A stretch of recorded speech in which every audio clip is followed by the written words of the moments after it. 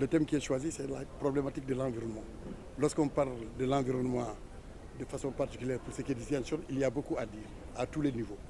Je prends par exemple un des éléments plus ou moins les plus visibles, nos réserves forestières. Du point de vue des relations, l'homme casamançais, il est très attaché à l'arbre. C'est toute une philosophie, aussi bien les artistes, les religions, etc. Tout.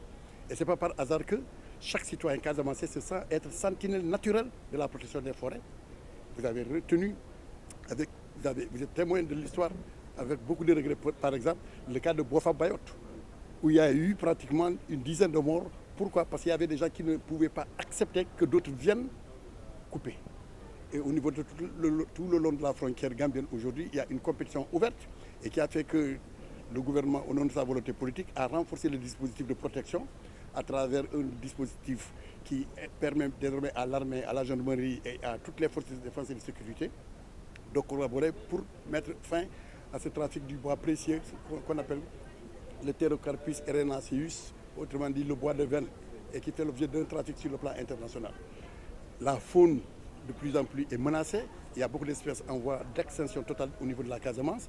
Et cela aussi a été une des conséquences fâcheuses du conflit qui faisait que nos forces de défense et de sécurité ne pouvaient pas assurer une sécurité de proximité puisque dans certaines zones, l'accès était difficile à cause des mines qui sont sous terre et à cause aussi plus ou moins des risques liés à l'exposition aux forces telles que le MFDC.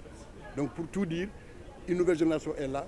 Nous avons compris que l'environnement du point de vue de la géopolitique aujourd'hui, c'est l'environnement qui est en train d'irriguer, au moment où nous parlons, tous les souffles de toutes les nations qui ont compris que la vie, c'est après tout l'environnement.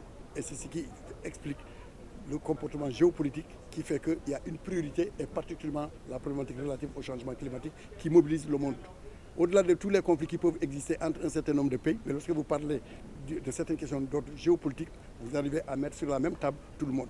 Et Paris avait donné l'exemple en 2015 en ayant battu le record de participation et en ayant pu obtenir un des accords les plus ambitieux et les plus difficiles parce que personne ne pouvait parier qu'on pouvait arriver à un tel succès avec l'accord de Paris 2015.